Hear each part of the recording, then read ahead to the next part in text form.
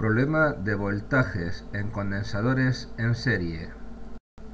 Hola amigos, me estoy construyendo una sonda para un rastreador de señales, una sonda para rastrear señales tanto en baja frecuencia como en radiofrecuencia, y más o menos el prototipo que tengo diseñado, el circuito, es el que veis en la imagen.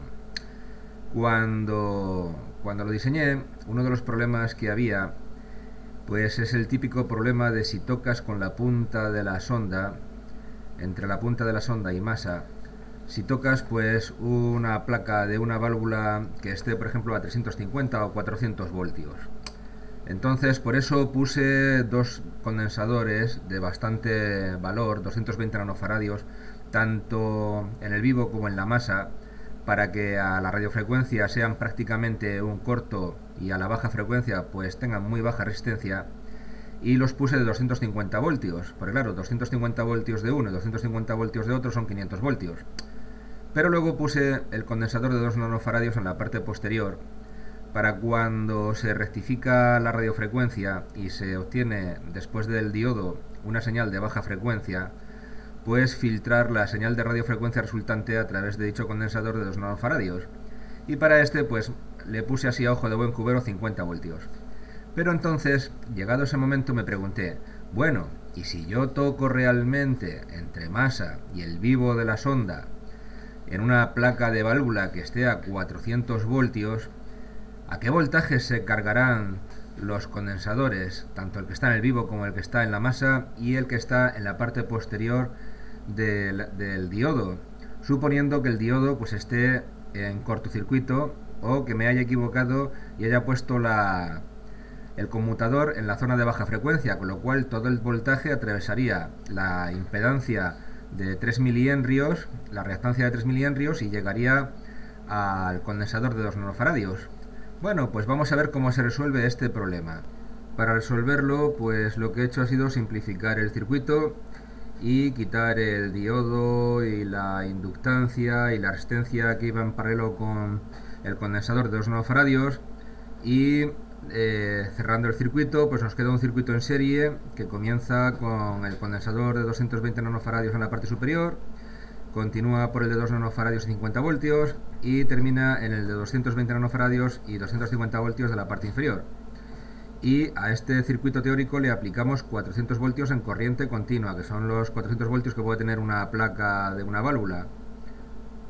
Por lo tanto, pues me hago la pregunta de qué voltaje alcanzarán los condensadores.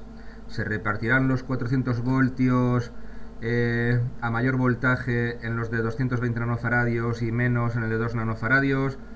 ¿O qué ocurrirá? Esa es la pregunta que me hago. Y si es al revés, pues ¿qué ocurrirá con el condensador de 2 nanofaradios? Si se carga a más voltaje de su voltaje máximo de 50 voltios, ¿reventará este condensador? Pues bien, sabemos que cuando se aplica un voltaje en continua a dos condensadores C1 y C2 en serie, que tienen distinta capacidad y distinto voltaje máximo de trabajo, la carga Q en coulombios que cargan ambos condensadores es la misma.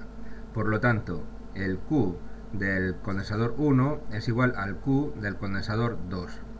Y como Q es igual a C por V, a la capacidad por el voltaje, tendremos que la capacidad del condensador 1 por el voltaje que alcance dicho condensador será igual a la capacidad del condensador 2 por el voltaje máximo que alcance dicho condensador. Por tanto, si resulta que las cargas que alcanzan los condensadores son la misma, y por lo tanto el producto de sus capacidades por sus voltajes máximos es el mismo, despejando los voltajes a un lado y las capacidades al otro lado de la igualdad, tendremos que el voltaje del condensador 1 partido por el voltaje que alcance el condensador 2 será igual a la capacidad del condensador 2 partido por la capacidad del condensador 1. Ahora que ya sabemos que la relación que hay entre los voltajes de los condensadores 1 y 2 es igual a la inversa de la relación de las capacidades de los condensadores 1 y 2, si ponemos los valores de C1 y de C2, tenemos que 110 nanofaradios partido por 2 nanofaradios es igual a 55, de donde se deduce que que la tensión del condensador 1 es 55 veces mayor que el valor de V2. Y aquí debo deciros dos detalles importantes. Siempre debemos operar con los valores de capacidad de los condensadores en las mismas unidades. Si trabajamos en microfaradios, en microfaradios. Si trabajamos en nanofaradios, todos en nanofaradios. Si trabajamos en picofaradios, todos los condensadores en picofaradios. Y lo segundo es que ahora que sabemos que la tensión del condensador 1 es 55 veces mayor que el valor de V2, deducimos que por cada voltio que tenga el condensador C2, el condensador C1 va a cargar 55 voltios. Pero a pesar de ello, seguimos sin saber qué voltaje exacto va a alcanzar cada condensador. Así que, ¿cómo se calcula dicho valor de voltaje máximo que alcanza cada condensador? Para poder saberlo, para calcularlo, hay que aplicar el reparto inversamente proporcional. Así, para calcular el voltaje del condensador 1, V1, pues tenemos que aplicar esa fórmula en la cual V es el voltaje de entrada, los 400 voltios, y lo dividimos por la suma de las inversas de las capacidades y lo multiplicamos por la inversa de la capacidad del condensador 1. Ya sé que esta fórmula no es una fórmula sencilla, fácil de memorizar, pero la he simplificado lo más posible, porque hay otros lugares que los podéis localizar en internet, donde podéis buscar información sobre el reparto inversamente proporcional y las explicaciones que dan son bastante más complejas que esto. Así que si hacemos los cálculos y sustituimos todos los incógnitas por sus valores, pues nos da un resultado final de 7,142 voltios para el condensador de 110 nanofaradios. Y aquí es donde viene lo bueno de la película, y es que el condensador C2 de 2 nanofaradios nada más, el muy pobrecito, va a cargar a nada más y nada menos que 392,85 voltios. Ya os podéis imaginar lo que le va a ocurrir. Pero en el problema que tenemos, nosotros no tenemos realmente dos condensadores, sino lo que tenemos son tres condensadores, por lo que hay que calcular el voltaje en cada uno de ellos.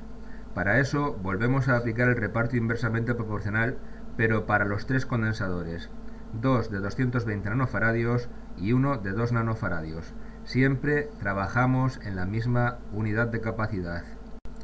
Así que volvemos otra vez a aplicar la fórmula, añadiendo que ahora tenemos 3 condensadores y no 2, y realizando los cálculos nos sale que para uno cualquiera de los condensadores de 220 nanofaradios nos va a caer en él una caída de tensión de 3,571 voltios. Como tenemos dos condensadores iguales, la caída de tensión en ambos condensadores va a ser de 7,142 voltios, de donde ya se deduce por una simple resta que el voltaje del condensador de 2 nanofaradios va a ser de 400 menos la caída de tensión en los dos condensadores de 220 nanofaradios, lo cual nos va a dar un resultado de 392,86 voltios. Y vamos a comprobar el resultado anterior matemáticamente para el condensador de 2 nanofaradios. Y vemos que efectivamente los cálculos arrojan 392,86 voltios. Así que, en el caso de que se apliquen 400 voltios a la punta de prueba, porque no sabemos el voltaje de continua que tiene la placa de la supuesta válvula, el condensador de 2 nanofaradios y 50 voltios máximo nos va a reventar. Por lo tanto, las conclusiones son que hay que llevar mucho cuidado al colocar condensadores en serie de distinta capacidad y distinto voltaje máximo. La carga de los condensadores en serie es siempre la misma, se mide en coulombios, Q. El voltaje de carga de condensadores diferentes en serie es inversamente proporcional a su capacidad, carga a más voltaje el que menos capacidad tiene. Y yo ahora, mientras tanto, pues me pensaré, si pongo un condensador de 2 nanofaradios y como poco 500 voltios o más, o si bajo la capacidad de los condensadores C1 y C2 que son ahora de 220 nanofaradios. Espero que os haya sido instructivo. Asuntos como este nadie los explica en internet ni tampoco en las escuelas técnicas. Hasta pronto, amigos.